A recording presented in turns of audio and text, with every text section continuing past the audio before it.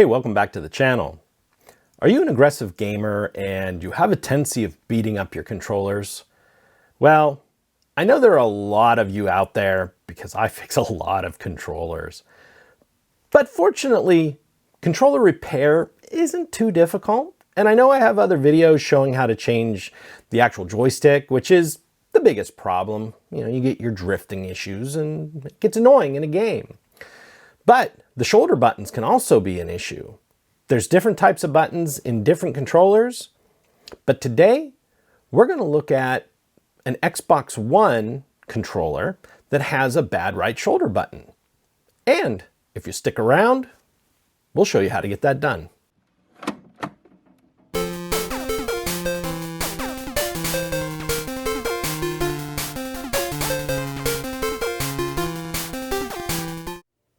All right, on the bench today, we have an Xbox One controller.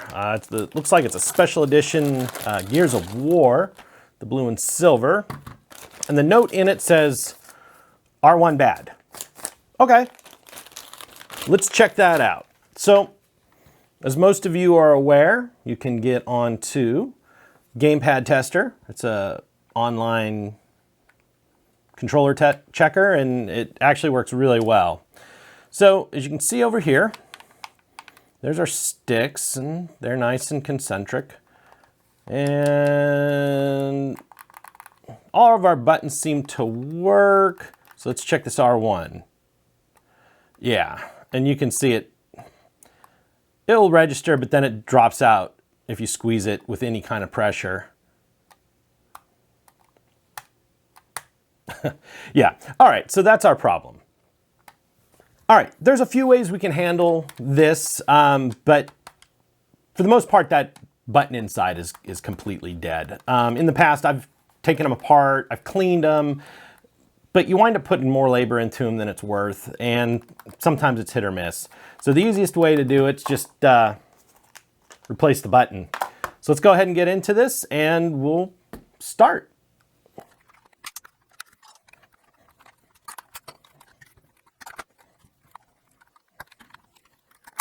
Sometimes these are just stubborn.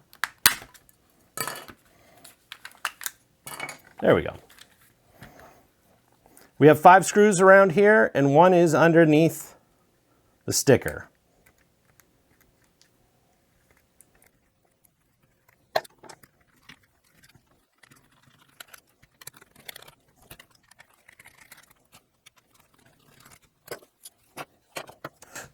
All right, here we are. Okay. From here you can see, here's the button in question. There's a small push rod back in this plastic that, that physically presses that button. So it's actually right here on the circuit board. So we don't need to get any deeper than this. We can get to the button top here and the button bottom there. Now, this is all lead-free solder. It takes quite a bit of heat for it to move. And it doesn't even wick up well, on our solder braid. So, to be honest, the most simple, the fastest way to deal with this is to use some of the low temperature solder. You've seen me use this on some of the other videos. It melts at an extremely low temperature, and it stays liquid for a long time. And what that actually allows us to do, if I had the circuit board completely out, we'd use hot air to just melt all the contacts at once and pull it out. But to save time, we don't need to take this apart any farther than it already is. So we're just gonna get right into here. And I'm gonna get the microscope out so we can get a little closer look, and I'll be right back. All right, got the microscope out, and I took the caps off, and these just pull off the joysticks. And you can see here, we are on the back of our right button. So it's these 4 pads. So, like I was saying, the easiest way to deal with this is to use our low temp solder. But since this is lead-free solder, we need to actually add a little heat. I'm gonna run my soldering iron up to 420 degrees. And since this low temp solder has no rosin in it, no flux. We're just going to add some to each of these pins.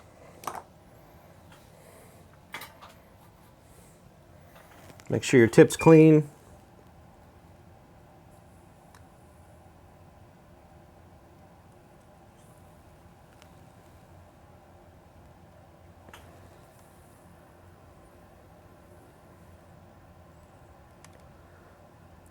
All right. So our low temp solder is now intermingled with our lead-free solder.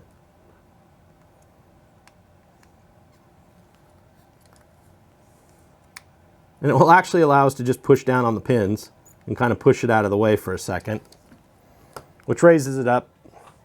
We can grab it with something. We're just going to use some tweezers.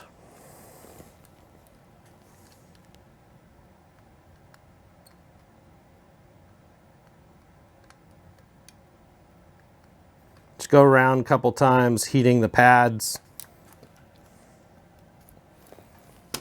And the switch will come right out. And that's the beauty of that low temperature solder. But it very much is not a good electrical solder. So where are we at? Here we go. So we need to clean this up. And that's where our braid's going to come in. All right, so since we are going to replace this with standard solder, and we've got the low temp solder on there, we can turn our iron back down to around 400, but we need to clean up these solder pads. But as you can see, there's some teeny little components right here we got to be mindful of.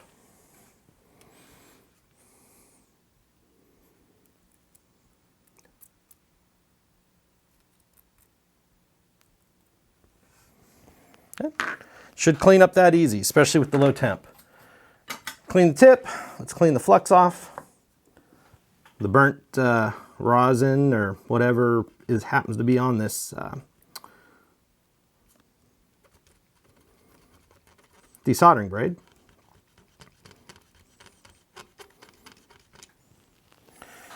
And let's get a new switch.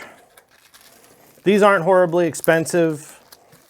I'll try to find them and link them down below for anybody who may want to replace them.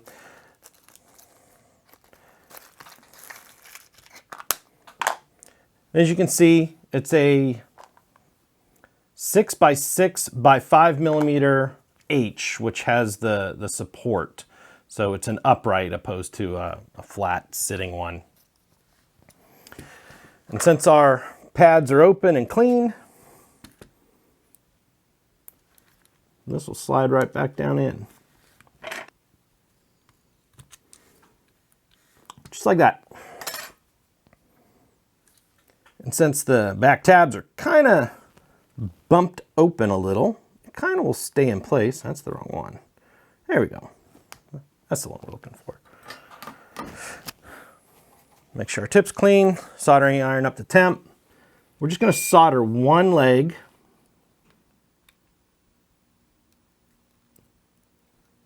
Like that.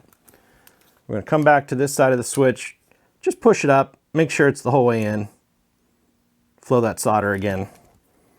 And now we can solder the other points. Where is it under our camera? There we go.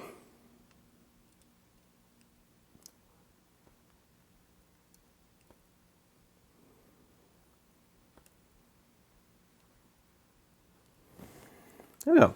4 nice bright solder pads. But like I said, in relation to those pads, I mean, you can see how small the switch is we took out. And in the microscope picture, you can get an idea that the parts next to the switch are actually closer than the distance between these two legs, which gets into the range of the thickness of the tip of the soldering iron. So that one's out. We can put the microscope away. We could bring our tester back up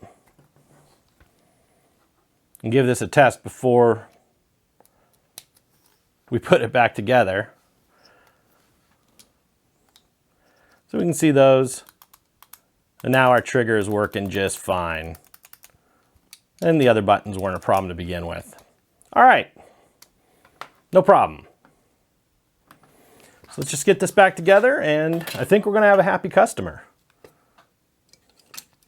Since we didn't take it apart completely, the reassembly is pretty straightforward.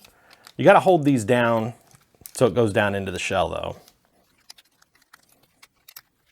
Don't forget your caps. You'll be taking it apart a second time.